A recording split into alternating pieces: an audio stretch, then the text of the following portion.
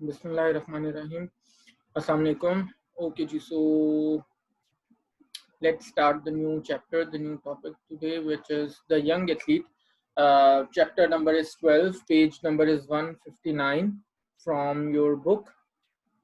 So we are going to start off this new chapter, the young athlete. अच्छा जी, so सबसे पहले जो most important question है obviously उसके अंदर ये है कि यंग एथलीट्स को कितनी एनर्जी रिक्वायरमेंट्स होती हैं, ठीक है।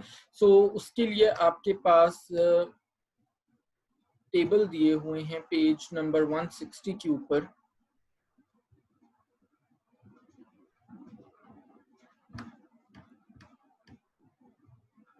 अच्छा जी, अगर आप ये टेबल को देखें तो अप्रॉक्सीमेटली यहाँ पे estimated average requirements for energy of children ये यहाँ पे दी हुई हैं। सो अगर तो यंग एथलीट की एज 4 to 6 इयर्स है, बॉयज में मोरलेस 1700 के करीब कैलोरीज चाहिए और गर्ल्स में 1550 के करीब। 7 to 10 इयर्स में बॉयज में 2000 के करीब चाहिए और गर्ल्स में 1750 के करीब। देन 11 to 14 की रेंज में बॉयज में 2200 के करीब चाहिए, गर्ल्स में 1850, और 15 to 18 की एज में बॉयज में 2750 के अराउंड और गर्ल्स में 2100 के, ठीक है। जो नीचे टेबल 12.2 दिया हुआ है वहां पे बेसिकली बॉडी वेट और फिजिकल एक्टिविटी को कंसिडर करके एनर्जी रिक्वायरमेंट्स जो हैं वो कैलकुलेट की हुई हैं। सो से फॉर एग्जांपल अगर जनाब एक बॉय है, एक यंग एथलीट है जिसका बॉडी वेट 50 किलोग्राम्स है और उसका जो पॉल है physical activity level that is 1.5, तो फिर जो उसको एनर्जी रिक्वायरमेंट्स हैं दैट इज अप्रॉक्सीमेटली 2320। पॉल के जो लेवल्स हैं वो नेक्स्ट पेज पे दिए हुए हैं। 12.3 टेबल है। फिजिकल एक्टिविटी लेवल 1.4 हम लेते हैं अगर मोस्टली सिटिंग हो, लिटिल फिजिकल एक्टिविटी हो 1.5 अगर हम लेते हैं, सम वॉक या लो लेवल्स ऑफ एक्सरसाइज हो 1.8 हम लेते हैं अगर डेली मॉडरेट एक्सरसाइज हो, और 2 हम लेते हैं अगर डेली हाई एक्सरसाइज लेवल्स, ठीक है जी। और उसी की बेसिस पे जो टेबल 12.2 है वो बेसिकली हमने जनरेट किया हुआ।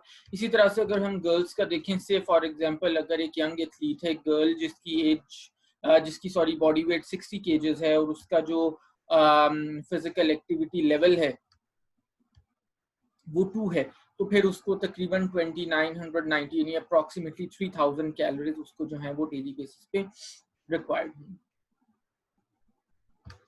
ठीक है जी। सो इसी तरह से अगर आपके पास कोई भी यंग एथलीट आता है तो आप उसकी इन टेबल्स की हेल्प से उसकी जो कैलोरिक रिक्वायरमेंट्स हैं वो इजीली फाइंड कर सकते हैं। Obviously these are the estimated ones but more less these hold true. और इसके साथ साथ ये है कि हम कुछ और इक्वेशंस को भी यूज कर सकते हैं। वैसे जो आप लोग पढ़ते हैं इक्वेशंस हैरिस बेनेडिक्ट वगैरह वो एडल्ट्स के लिए हम करते हैं, वो 18 प्लस के लिए करते हैं, ठीक है। ये जैसे हम यंग एथलीट की बात करें जो 18 इयर्स की एज से कम की एज तक हैं, उनके लिए फिर हम नॉर्मली हैरिस बेनेडिक्ट वगैरह यूज नहीं कर रहे होते, उनके लिए डिफरेंट इक्वेशंस आती हैं, ठीक है। वो again age group wise different होती हैं सारी इक्वेशंस। अच्छा जी, ओके। एक और चीज back to the energy requirements, एक और चीज जो हमें यहाँ पे डिस्कस करनी है जब हम यंग एथलीट्स की बात कर रहे हैं, पेज नंबर 159 बिल्कुल लास्ट पे मैं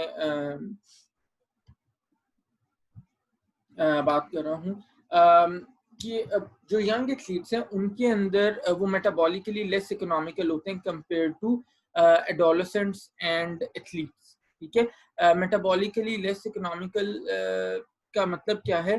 मेटाबॉलिकली लेस इकोनॉमिकल का मतलब ये है कि उनकी जो बॉडी है वो लेस एफिशिएंट होती है अपनी जो एनर्जी कंजर्वेशन है उसको, ठीक है। तो इस वजह से जो यंगर एथलीट्स हैं उनकी एनर्जी रिक्वायरमेंट्स ज्यादा होती हैं। यानी सिंपल वर्ड्स में कहने का मतलब ये है कि अगर एक एथलीट है 30 इयर्स का और एक एथलीट है 14 इयर्स का, और दोनों same amount of physical activity करते हैं, या सेम लेट से आधे घंटा दोनों ने बैडमिंटन खेला, तो जो यंग एथलीट है उसके बैडमिंटन खेलने में ज्यादा एनर्जी स्पेंड करेगा, वो ज्यादा एनर्जी कंज्यूम करेगा, क्योंकि उसकी बॉडी लेस एफिशिएंट है एट कंजर्वेशन ऑफ एनर्जी, ठीक है। तो दैट इज वाई आपने देखा होगा कि जी बच्चे जब खेलते हैं तो उनको फौरन से भूख लग जाती है, ऐसे ही है ना, तो दैट इज द रीजन, ठीक है। ये आपने, अच्छा जी, do young athletes burn fuel differently from adults? Page number is 161. अच्छा, स्टडीज ने सजेस्ट किया है कि जो बच्चे जब एक्सरसाइज करते हैं तो वो ज्यादा अपना फैट यूज करते हैं और कार्बोहाइड्रेट वो कम यूज करते हैं, ठीक है, कंपेयर टू एडल्ट्स या एडोलेसेंट्स की अगर हम बात करें। और चाहे वो एंड्योरेंस एक्टिविटीज की बात हो, चाहे हाई इंटेंसिटी एक्टिविटीज की बात हो, सो बच्चों की केस में फैट उनका ज्यादा कंज्यूम हो रहा होता है, इन कंट्रास्ट टू एडोलेसेंट्स या एडल्ट्स जहाँ पे हम प्राइमरीली अपना कार्बोहाइड्रेट्स को ज्यादा यूज कर रहे होते हैं, ठीक है। लेकिन ये है कि बच्चों के अंदर भी ऑल्दो फैट ज्यादा यूज होता है, हमारी जो ओवरऑल रिकमेंडेशन है वो यही रहती है कि जैसे हम एडल्ट्स को कहते हैं कि जी AMDR फैट्स का कितना है 25 to 35%, तो हम यंग एथलीट्स को भी यही कहते हैं कि आपकी एनर्जी का 35%, हम जरा upper side of the range हम रहते हैं बच्चों के लिए, यंग एथलीट्स के लिए, कि आपकी टोटल एनर्जी का 35% should be coming from fats, ठीक है जी। अच्छा, दूसरी बात ये,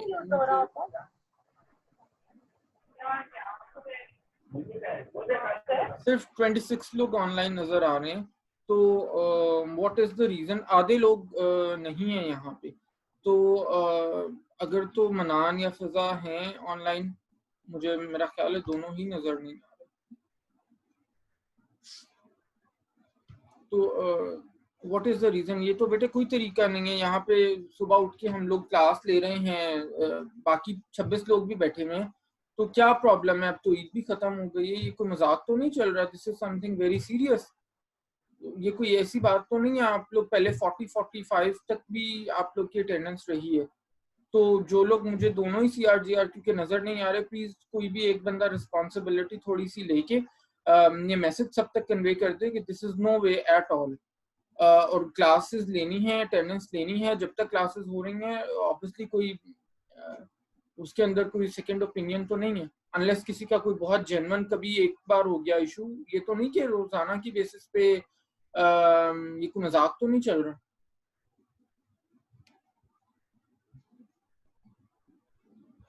अच्छा जी, how much protein should young athletes consume? अच्छा, आपको पता है यंग एथलीट्स सारे बच्चे हैं, उनकी ग्रोथ एंड डेवलपमेंट का फेज है, उनको प्रोटीन रिलेटिवली ज्यादा चाहिए कंपेयर टू एडल्ट्स, और वो नॉर्मली तो वैसे 1 ग्राम पर KG body weight per day तक बच्चों का इट इज सफिशिएंट, जैसे यानी 40 केजी का अगर बच्चा है तो 40 ग्राम ऑफ प्रोटीन उसका सफिशिएंट है। लेकिन क्योंकि हम एथलीट्स की बात करें, ऐसे बच्चे जो यानी प्रोफेशनली या रेगुलरली एथलीट्स एथलेटिक्स के अंदर पार्टिसिपेट करें, डिफरेंट स्पोर्ट्स के अंदर पार्टिसिपेट करें, तो उनके अंदर to be on the safe side 1.1 to 1.2 grams per KG body weight per day, इतना जो प्रोटीन है दैट इज गुड एनफ, ठीक है। और यंग एथलीट्स की अगर हम बात करें तो वो अपनी प्रोटीन की जो ये वाली रिक्वायरमेंट है, ये बहुत easily 2 to 4 portion of protein daily basis पे लेके उसको कंप्लीट कर सकते हैं। जैसे लीन मीट हो गया, आपको पता है ये प्रोटीन की क्या अच्छे सोर्सेज हैं, टाइम एंड अगेन हम डिस्कस कर चुके हैं, I think I should not be repeating this. Animal sources हैं या प्रोटीन सोर्सेज में प्रोटीन कॉम्बिनेशन, सारी टेक्निक्स सारी चीजें हम डिस्कस कर चुके हैं, ठीक है जी। अच्छा, should young athletes use protein supplements? अच्छा, प्रोटीन सप्लीमेंट्स जैसे प्रोटीन शेक्स आते हैं, बार्स आते हैं, बच्चों के लिए हमें वो स्ट्रांगली डिस्करेज करने चाहिए, ठीक है।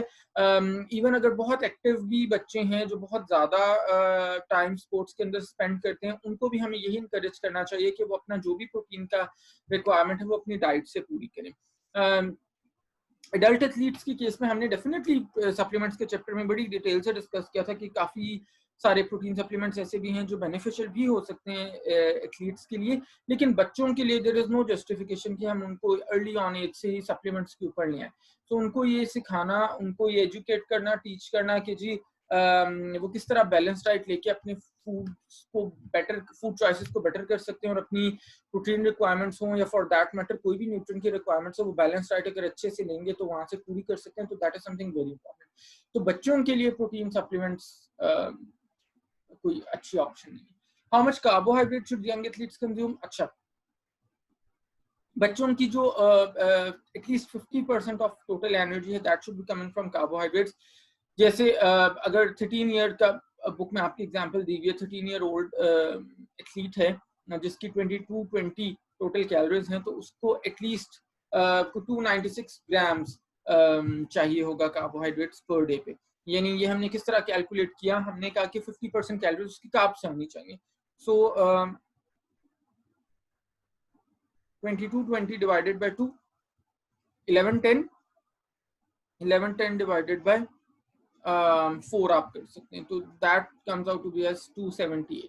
तो यानी 278 ग्राम से लेके 296 ग्राम्स तक कार्बोहाइड्रेट्स एक बच्चे को, इस बच्चे को जिसकी कैलोरी रिक्वायरमेंट्स 2220 है पर डे, उसकी होनी चाहिए, ठीक है। और again at least 6 portions a day अगर वो कार्बोहाइड्रेट्स के कंज्यूम करता है, 2 to 4 पोर्शंस फूड के कंज्यूम कर लेता है, 2 to 4 पोर्शन वो कैल्शियम ग्रुप से कंज्यूम कर लेता है, क्योंकि कैल्शियम ग्रुप से भी कार्बोहाइड्रेट्स आता है, आपको पता है डेयरी प्रोडक्ट्स जितनी भी हैं, और फिर फूड ग्रुप से भी सारे कार्बोहाइड्रेट्स आ रहा है, और फिर 4 to 6 पोर्शन वो खुद कार्बोहाइड्रेट ग्रुप से कर रहा है।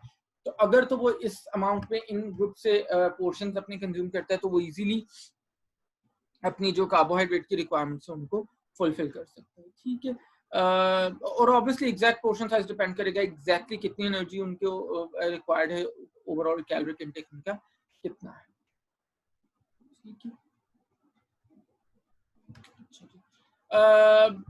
कुछ प्री एक्सरसाइज स्नैक्स दिए हुए हैं और प्री एक्सरसाइज मील्स दिए हुए हैं जो मोर और लेस वही हैं जो अडल्ट्स के लिए। तो क्योंकि हम बहुत बार डिस्कस कर चुके हैं, तो आप लोग पढ़ भी सकते हो उसको, ब्लू बॉक्स पेज नंबर 163 पे दिया हुआ है, प्री एक्सरसाइज स्नैक्स और प्री एक्सरसाइज मील्स, वही वाली सारी ऑप्शन हैं जो अडल्ट्स के लिए भी।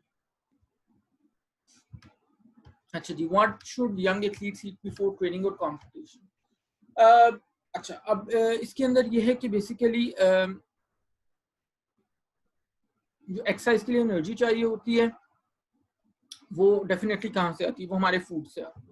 सो जो भी कंपटीशन डे के ऊपर या उससे प्री कंपटीशन वीक में, जैसे कल हम डिस्कस कर रहे थे, जो भी एथलीट ने कंज्यूम किया है, यंग एथलीट की अगर हम खासतौर पे बात करें, तो वो उसी पे डिपेंड करेगा कि उसकी परफॉर्मेंस किस तरह से जाएगी और उसको कितना फ्यूल मिलेगा। और जो भी हम फूड से कार्बोहाइड्रेट्स लेते हैं, डेफिनेटली उसने बॉडी के अंदर ग्लाइकोजन में कन्वर्ट होने स्टोरेज के लिए, मसल्स में स्टोर हो रही है, लिवर में स्टोर हो रही है, उसने ग्लाइकोजन की फॉर्म में होना है। और अगर right amount of carbohydrates athletes consume करेंगे तो उनके obviously glycogen levels higher sides पे होंगे और उनकी रिफ्यूलिंग अच्छे से हो रही होगी, ठीक है। और अगर इनफ कार्बोहाइड्रेट उन्होंने नहीं लिया होगा तो ग्लाइकोजन स्टोर जो है वो लो हो रहे होंगे, जिससे उनकी परफॉर्मेंस नेगेटिवली अफेक्ट होगी। अच्छा, अब जो एक्सरसाइज से पहले फूड्स हैं कार्बोहाइड्रेट्स की अगर हम बात करें, तो वो मॉडरेट टू ज़ाहिर लो जीआई होने चाहिए। यंग एथलीट्स के लिए भी वो स्नैक भी हो सकता है, वो मेन मील भी हो सकता है, दोनों के अंदर ही हमें लो टू मॉडरेट जीआई रखना चाहिए, ठीक है। लेकिन बहुत ज्यादा शुगरी फूड्स हमें अवॉइड करवाने चाहिए। यंग एथलीट्स यहाँ पे हम इसलिए फोकस करें इन चीजों पे क्योंकि सारे यंग एथलीट्स हैं, बच्चे हैं, बच्चों की एज के वो एथलीट्स हैं, तो वहाँ पे स्वीट्स और सॉफ्ट ड्रिंक्स जैसे वो ज़ाहिर है उनको एंटाइस करी होती हैं, अट्रैक्ट करी होती हैं ऐसी चीज़ें, क्योंकि अगेन वो ज़ाहिर है चाहे वो यंगर एथलीट क्यों ना हो, वो उनको ब्लड ग्लूकोज एकदम से बहुत ज़्यादा सर्च करेगा, और फिर जब वो एक्सरसाइज करें बहुत हार्ड तो वो एकदम से फॉल करेगा, तो वो एकदम से बहुत ज़्यादा ग्राफ ऊपर और नीचे जाएगा इंसुलिन का, which is not good for them. Fatigue भी अर्ली हो सकती है, उससे परफॉर्मेंस भी ज़ाहिर है कम हो सकती है, ठीक है। सो अगेन जैसे हम कल भी डिस्कस कर रहे थे कि ये वाली चीज़ों के अंदर कोई बहुत ज्यादा hard and fast absolute rules नहीं होते, ये बहुत ज्यादा हिट एंड ट्रायल से आ रहा होता है, कि जी जो प्रोपोर्शन जिस किस्म का कार्बोहाइड्रेट है, समटाइम्स यंग एथलीट्स, एक यंग एथलीट है उसको मॉडरेट जीआई कार्ब्स बहुत अच्छे से वो उसको उसकी बॉडी एडजस्ट करी होगी उनके साथ। एक और यंग एथलीट है, उसकी बॉडी जो है वो लो जीआई कार्ब्स के साथ अच्छे से एडजस्ट करी होगी। तो it is really all about hit and trial. ये जरूरी नहीं है कि जो हमने किताब में पढ़ लिया वो हर एथलीट के पास फिट इन हो। ठीक है। टाइमिंग द प्री एक्सरसाइज मील, जो प्री एक्सरसाइज मील का टाइम है वो बेसिकली डिपेंड करता है उसका ट्रेनिंग सेशन कब है, बिटवीन ट्रेनिंग सेशन उसके पास कितना टाइम है खाने के लिए। अगर 1 घंटे से कम का है ट्रेनिंग सेशन के बीच में टाइम, तो फिर एक लाइट स्नैक वो बीच में ले सकते हैं। अगर 2 आवर से ज्यादा का टाइम है तो फिर वो एक नॉर्मल बिग मील भी इवन ले सकता है या एक बिग स्नैक ले सकता है, जिसके अंदर ब्रेड हो सकती है, पोटैटोज हो सकते हैं, साथ में कोई चिकन का पीस या कोई फिश का पीस हो सकता है, बीन्स हो सकते हैं। ठीक है। तो इट रियली डिपेंड्स कि कितनी ड्यूरेशन के बाद वो नेक्स्ट ट्रेनिंग सेशंस करें। What should young athletes eat before an event? अच्छा, अगर वो compete कर रहे हैं तो उससे पहले जाहिर है राइट काइंड ऑफ फूड्स उनको लेने चाहिए, जिसके अंदर नॉर्मल मील जो है वो उन्होंने 2 to 3 hours before the main event लेना है। और अगर स्टिल दे फाइंड उनको ज़रूरत है तो 1 घंटा पहले कंपटीशन से फिर अपना स्नैक कोई ले सकते हैं। ठीक है। अगर इवेंट मॉर्निंग में है तो ब्रेकफास्ट 2 से 3 घंटे, जैसे कल हम डिस्कस कर रहे थे, बिल्कुल उसी तरह प्री कंपटीशन डाइट के अंदर कि जैसे अगर 11 बजे मैच है तो अपना जो नाश्ता है वो 8 साढ़े 8 के अराउंड उन्हें स्केड्यूल करना चाहिए। ठीक है। और अगर आफ्टरनून है तो अगेन लंच को उन्होंने 2-3 घंटे पहले लेना है ताकि स्टमक को भी एम्पल टाइम मिल जाए अपना प्रॉपर्ली जो उसने रिफ्यूलिंग उतनी देर में करनी है। और उसके साथ साथ जितना उसने स्टूल पास करके जितना एक लाइट सा स्टमक के ऊपर जो बहुत ज्यादा अनकंफर्टेबल भी ना हो, उसने ऑब्वियसली जाके खेलना है।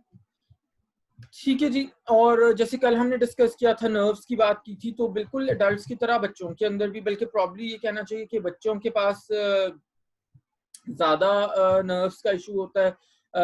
वो ज्यादा एंक्शियस हो रहे होते हैं कॉम्पिटिशन्स को लेके।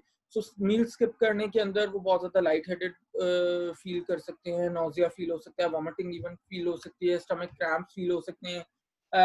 सो अगेन वही वाले जो कल हमने रूल्स डिस्कस किए थे कि कुछ नया ट्राई नहीं करना, फेमिलियर फूड्स के साथ स्टिक करना है, कोशिश करनी है कि जहां भी जाएं अपने फूड साथ लेके जाएं, अपने ड्रिंक साथ लेके जाएं। अगर जूस ले रहे हैं तो उसको डाइल्यूट करके वो ले सकते हैं, सो दैट एकदम से बहुत ज्यादा शुगरी कंटेंट और बहुत ज्यादा हेवीनेस की फीलिंग ना हो उनको।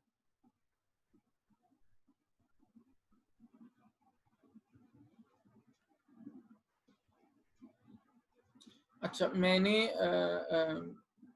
क्वेश्चन अभी मैं आपके लेता हूँ, मैंने अभी देखे, मैं अभी लेता हूँ थोड़ी देर में। अच्छा जी। और हाई कार्बोहाइड्रेट स्नैक्स डेफिनेटली आप उसके अंदर ले सकते हैं।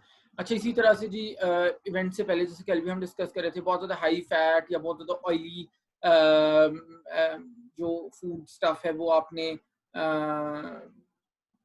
नहीं लेना। ठीक है जी। बहुत ज़्यादा शुगरी या बहुत ज़्यादा सॉफ्ट ड्रिंक्स भी आपने नहीं करने। और इसके अलावा ये है कि just before the start of the event you can ask children if they want to go to the washroom. ठीक है। सो दैट वो जो एक बैलेंस सा उनका स्टमक होना है या यूरिन भी अगर पास करना है तो वो इजीली उसके साथ कंफर्टेबल हो जाए उनकी बॉडी उसके लिए। ठीक है जी।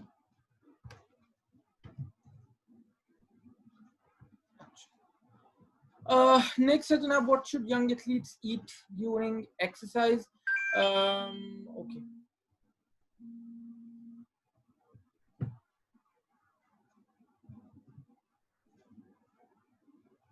ओके जी। अच्छा, सो अगर तो 90 मिनट्स तक का एक्सरसाइज वो कर रहे हैं, सेशन कर रहे हैं, तो फिर उनको एक्सरसाइज के अंदर बहुत ज़्यादा ड्यूरिंग एक्सरसाइज ज़रूरत नहीं है रिफ्यूलिंग की। हाँ, रेगुलर ड्रिंक्स डेफिनेटली उनको चाहिए एवरी 15 to 20 मिनट्स। उनके पास रिहाइड्रेशन अच्छे से उन्होंने ज़रूर उनको करना चाहिए। ठीक है। अगर उनका ट्रेनिंग सेशन 90 मिनट से ज़्यादा का जा रहा है तो फिर डेफिनेटली उनको रिफ्यूल भी करने की ज़रूरत है। जैसे लैब्स के बीच में जो कल भी हम डिस्कस कर रहे थे, या डिफरेंट मैचेस, अगर एक दिन में एक से ज़्यादा मैच है तो उसके बीच में हाफ टाइम हो रहा है, फुटबॉल या हॉकी में जिस तरह से होता है, तो उसके बीच में high carbohydrate low fat foods और ड्रिंक्स अगेन उनके अंदर उनकी ऑप्शंस हो सकती हैं। ठीक है जी। और अगेन अगर वो अपना फूड साथ में कैरी कर लें जो जिसके साथ वो कंफर्टेबल है तो that is a better option. अच्छा जी, what should young athletes eat after exercise?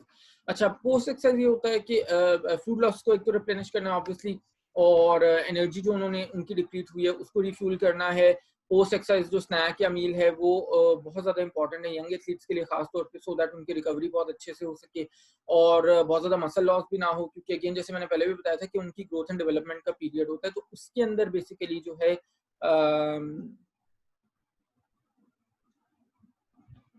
उनके लिए अच्छा प्रोटीन होना भी ज़रूरी है बीच में, ठीक है।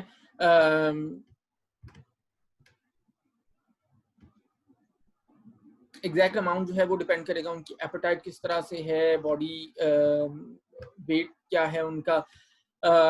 सो एज अ रफ गाइड आप लोगों ने ये देखना है कि उतना आपने स्नैक देना है नेक्स्ट ट्रेनिंग सेशन से पहले पहले, जितना जिससे उनकी हंगर जो है वो सेटिस्फाई हो जाए और फिर वो अपने मेन मील तक जा सकते हैं। उसी तरह अगर सेशन नहीं है नेक्स्ट उनका, तो फिर ये है कि 1 ग्राम ऑफ कार्बोहाइड्रेट पर KG body wait post exercise, जैसे कल भी हम डिस्कस कर रहे थे, वहां पे उनकी रिकवरी बहुत अच्छे से हो सकती है, ठीक है। अगेन मॉडरेट या हाई जीआई फूड्स हो सकते हैं पोस्ट एक्सरसाइज मील्स के। अच्छा जी, what should young athletes eat when travelling और competing away? So अगेन हमने कल डिस्कस किया था कि जी स्नैक्स कुछ करने चाहिए कि वो घर से कैरी करें अपने साथ, हेल्दी चॉइसेस दें, अगर बाहर से भी ले रहे हैं तो हेल्दी चॉइसेस होनी चाहिए। डिहाइड्रेशन बहुत जल्दी हो सकती है ट्रैवलिंग अगर एक्सटेंसिव है, खास तौर पे जैसे एयर कंडीशन जो बसेस होती हैं या एयर कंडीशन कार्स होती हैं, प्लेन्स में भी एयर कंडीशनिंग होती है, तो वहाँ पे फिर डिहाइड्रेशन ज़्यादा हो सकती है जो एथलीट्स के लिए डेफिनेटली अच्छी नहीं है। और जनरली हम ये समझते हैं कि सिर्फ गर्मी लगती है तो हमें डिहाइड्रेशन होती है, ठीक है। फिर इसी तरह से जी अगेन बाहर से भी अगर वो ले रहे हैं तो उनको हाई कार्ब और लो फैट वाला ऑप्शन जरूर अपने माइंड में रखना चाहिए, ठीक है। कुछ सूटेबल रिकवरी स्नैक्स भी यहाँ पे दिए हुए हैं पोस्ट एक्सरसाइज जो भी हम बात कर रहे थे, वो अगेन जैसे हम हमेशा डिस्कस करते हैं, जिन नट्स हो सकते हैं, ड्राइड फ्रूट्स हो सकते हैं, योगर्ट ड्रिंक, होममेड स्मूदीज वगैरह सारी चीजें, ठीक है जी।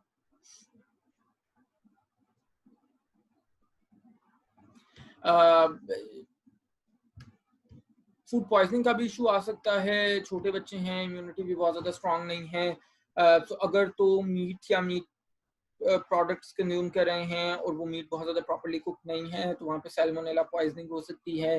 सो उसके अंदर कोशिश करनी चाहिए कि एब्सोल्युटली या तो श्योर हों कि जो वो कंज्यूम कर रहे हैं दैट इज़ थॉरली कुक, बहुत अच्छे से उसकी कुकिंग हुई हुई है, और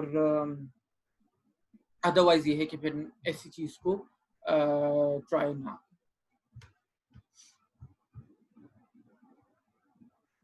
अच्छा जी, this is important, are young athletes more susceptible to dehydration compare to adults? हाँ, वो ज्यादा हैं, बिल्कुल हैं।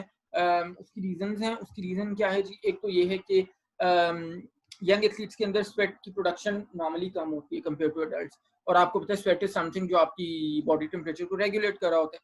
फिर इसी तरह से यंग एथलीट्स के अंदर जो बहुत ज्यादा हॉट एंड ह्यूमिड कंडीशंस है उनके जाहिर बॉडी उस तरह से अडेप्ट नहीं हुई भी होती कंपेयर टू एक एडल्ट एथलीट है, तो that is also the reason कि उनको डिहाइड्रेशन ज्यादा हो सकती है।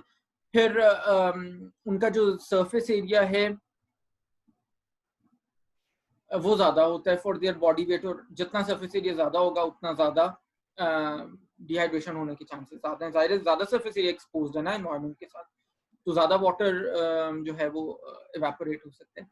और फिर ये है लास्टली के समटाइम्स ये कि सारे यंग हैं, इतना एक्सपीरियंस नहीं है, तो उनको वो जो सिम्टम्स हैं थर्स्टी होने के वो समटाइम्स वो इग्नोर कर देते हैं, वो उनको नहीं पता,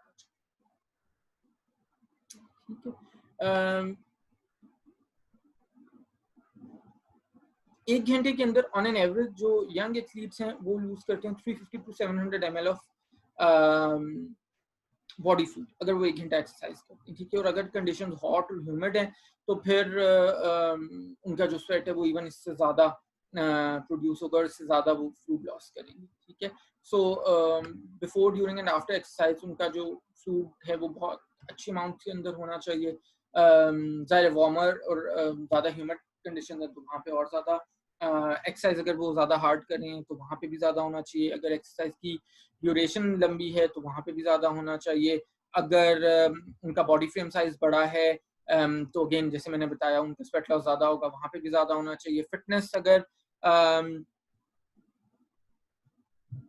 उनकी बेटर है तो उनकी स्वेटिंग ज़्यादा होगी, क्योंकि स्वेटिंग ज़्यादा का मतलब है कि बॉडी ज़्यादा फिट है, बॉडी ज़्यादा टोन्ड है, ज़्यादा अडेप्ट किया हुआ है बॉडी ने in terms of temperature regulation.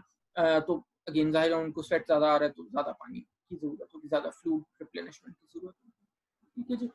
अच्छा,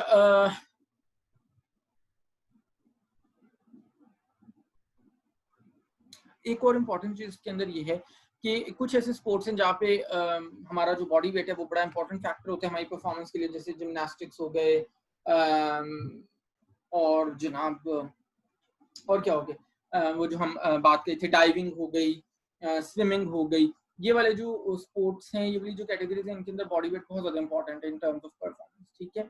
अब जैसे अगर स्विमिंग की भी हम बात करें, एक एथलीट है उसका अननेसेसरली मसल मैस भी ज़्यादा है, तो उसको ज़ाहिर है वाटर में मूव करते हुए उतनी ज़्यादा रेजिस्टेंस भी मिलेगी ना। तो अगेन ये वो वाले स्पोर्ट्स हैं जिनमें थोड़ा सा भी आपका बॉडी वेट बढ़ जाए तो आपको परफॉर्मेंस में बड़ा अच्छा मतलब डिसएडवांटेज हो सकता है। तो इन स्पोर्ट्स के अंदर ये है कि समटाइम्स ये होता है कि कोचेस रिस्ट्रिक्ट कर देते हैं एथलीट्स का, स्पेशली यंगर एथलीट्स का फ्लूइड इनटेक। और किस बेस पे रिस्ट्रिक्ट करते हैं कि उनका ये ख्याल होता है कि जी ह्यूमन बॉडी एक्चुअली अडेप्ट कर लेती है लो फ्लूइड इनटेक्स को, और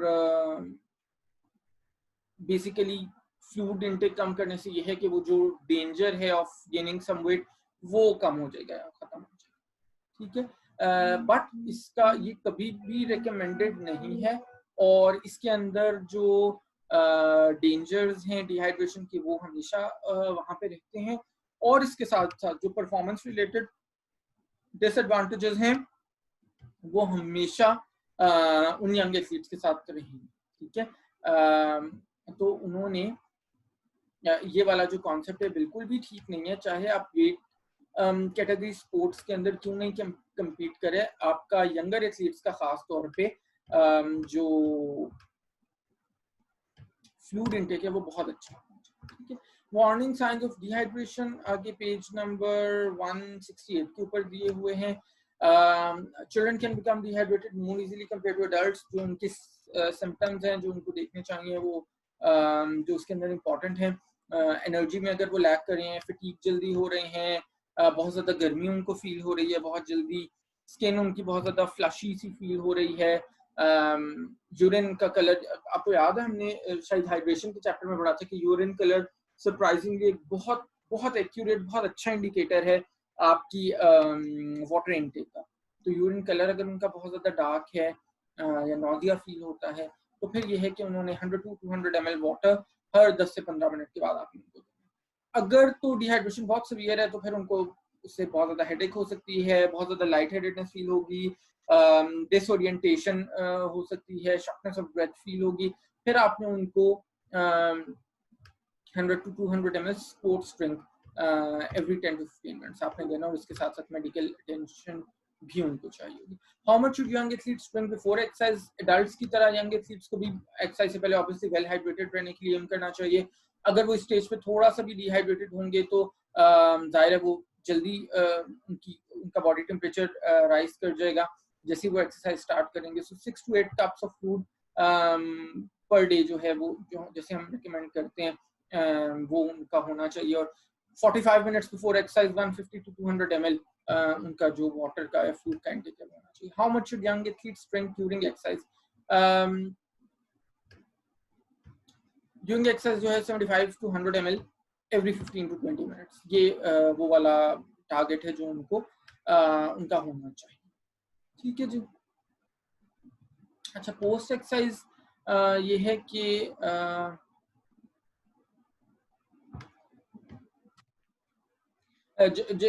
उतना उनको फ्लूइड इंटेक लेना चाहिए जहाँ पे वो थर्स्टी फील ना करें।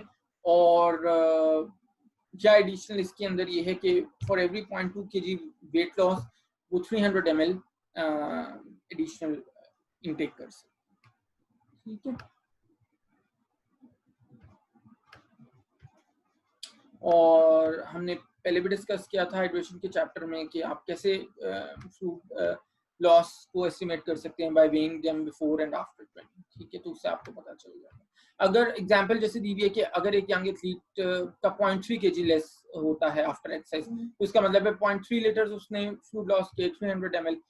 सो उस 300 ml को रिप्लेस करने के लिए उसको कितना लेना चाहिए? 450 ml लेना चाहिए during and after training.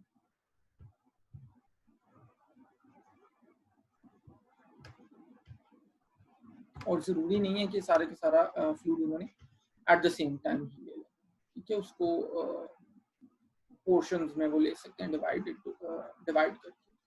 How can young athletes be encouraged to drink even enough to drink enough while exercising?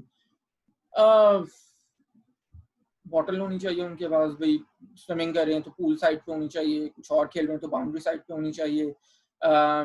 Regular sips में ले सकते हैं। अगेन बहुत ज्यादा पानी पीना किसी को भी एकदम से अच्छा नहीं लगता, तो सिप्स के अंदर हम उनको इनकरेज कर सकते हैं। फिर जनाब इस तरह से हाँ, ये बड़ा इंपॉर्टेंट होता है कि हमने उनको ये शुरू से बताना होता है कि जरूरी नहीं कि आपने, जरूरी क्या बल्कि बिल्कुल भी अच्छा नहीं है कि आपने वेट करना है पानी पीने का जब तक आपको थर्स्टी फील हो। अच्छा, नॉर्मली भी बड़े मजे की बात है, हम यही कर रहे होते हैं डेली लाइफ के अंदर कि हम पानी तब पीते हैं जब हम थर्स्टी फील करते हैं, which is not a very good habit. हमें we should keep on drinking water. Again जरूरी नहीं है कि हमने आधा आधा एक एक ग्लास भर भर के पीना है। सिप्स में भी अगर हम लेते रहें तो वो थर्स्टी वाली जो फीलिंग है वो हमें सच नहीं आएगी। अगर हम रेगुलर इंटरवल्स पे ले रहे हैं, हर 5-5 10-10 मिनट बाद अगर हम एक बड़ा सा सिप ले लें तो वो अनकंफर्टेबल भी नहीं होता और हमें वो जो फीलिंग ऑफ बीइंग थर्स्टी होती है वो भी नहीं होती, ठीक है। तो डेली लाइफ में भी हम बड़ा रिलेट कर सकते हैं इस चीज से। मेरे साथ समटाइम्स, हालांकि मैं बड़ा कॉशियस होता हूँ जनरली, लेकिन समटाइम्स वाकई ऐसे हो जाता है। अगर आप अपना थोड़ा सा ऑब्जर्व करो तो हम लोग उस तरह से फूड इंटेक नहीं कर रहे, ठीक है जी। अगर वाटर का टेस्ट ज़ाहिर टेस्टलेस होता है, वो उनको बहुत ज़्यादा अच्छा नहीं लगता, तो आप थोड़ा सा फ्लेवर्ड डाइल्यूटेड फ्रूट जूस भी उनको या डाइल्यूटेड स्कॉश भी ऑफर कर सकते हो, क्योंकि ज़ाहिर यंगर एथलीट्स हैं। और दैट्स इट, ये कुछ गाइडलाइन है। अच्छा जी, what should young athletes drink? अच्छा, आगे बेटे हम फिर नेक्स्ट सेशन में डिस्कस करते हैं, ठीक है। 10 मिनट का हम ब्रेक ले लेते हैं। 9:40 हो रहे हैं, 9:50 पे फिर आप लोग वापस आ जाओ और फिर हम नेक्स्ट इंशाल्लाह सेशन, ठीक है जी। अल्लाह हाफिज़।